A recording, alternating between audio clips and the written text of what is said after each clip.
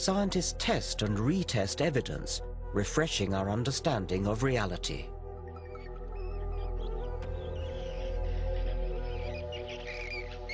Until quite recently, scientists didn't know how bats fly around in total darkness. Could they have paranormal extrasensory perception? In the 1940s, the American zoologist Donald Griffin demonstrated experimentally that bats use sonar, echolocation of their cries. Back then, sonar was brand new military technology, and the theory that it was natural to bats outraged some of Griffin's colleagues.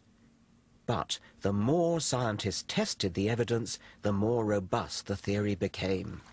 They found out exactly what the bat cries were like, how they work, how the brain works. Everything about it added up to a complete picture of mutually supporting evidence that this really was a fact. It's this cumulative build-up of corroborating evidence that distinguishes the discovery of bat sonar from alleged paranormal effects. The so-called evidence for psychic phenomena is not robust, but will-o'-the-wisp. The more we look at it, the weaker it becomes. The alleged detection of water through dowsing is not obviously ridiculous. It might work, but does it? The only way to tell is through a rigorous experiment. How does dowsing work? That's the #1 question, and nobody can answer you. Well, I reckon I'm convinced that something is helping me to dowse. One of the earlier chaps thinks it's God. How do you do it, then? What's your principle of dowsing? I think the question, and I expect God to respond in a way that I understand. I'm going to expect the right-hand one to point to the camera and the left-hand one straight forward. Yeah, okay. Look, it's following him round. Yeah. And have you done the test yet in the tent? Yes, I did. Yeah, and what was the result? I was going to get 6 or 8, 100%. Yeah, and what happened? 1. So what do you make of that, then? He's having his laugh, isn't he? He loves a joke. Yes. You don't realise.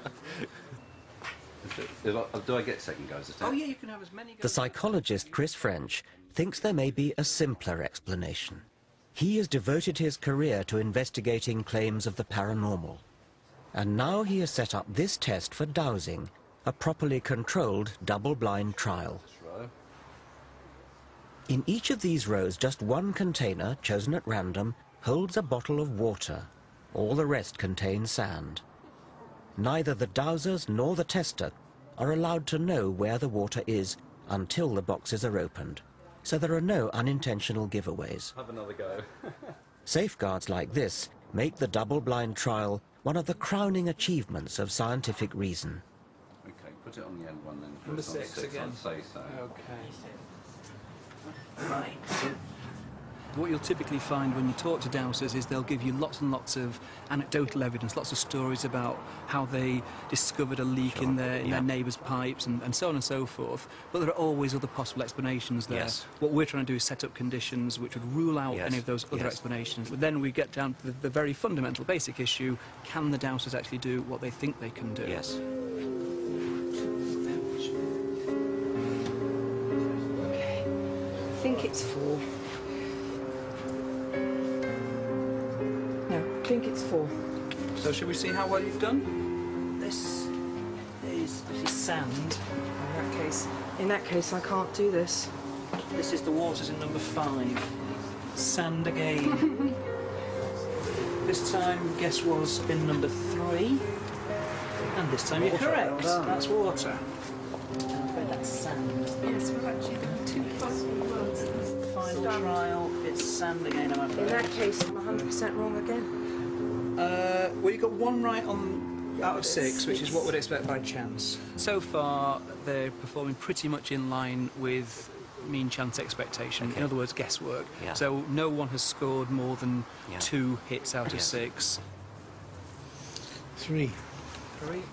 The people you've been testing, do they understand why they're being put through the double-blind procedure? I think once we've explained it to them, then they appreciate why someone who is perhaps sceptical or doubtful about their claims would see that that was necessary. What's interesting is it doesn't actually tend to dent their confidence at all. Which suggests that they're completely sincere.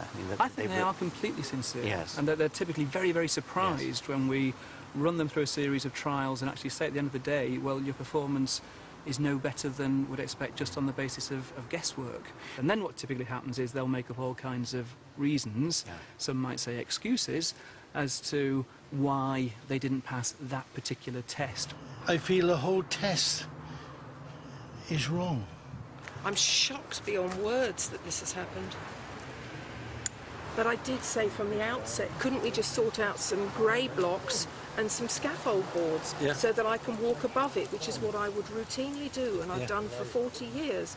Who knows where or what bottles were in what tubs. That's the whole point, isn't it? That's the whole point. But if you understand dowsing like I do, you'll understand that everything leaves an image. This state of denial is extraordinary. Even when confronted with hard fact, these dowsers prefer not to face up to truth, but retain their delusion.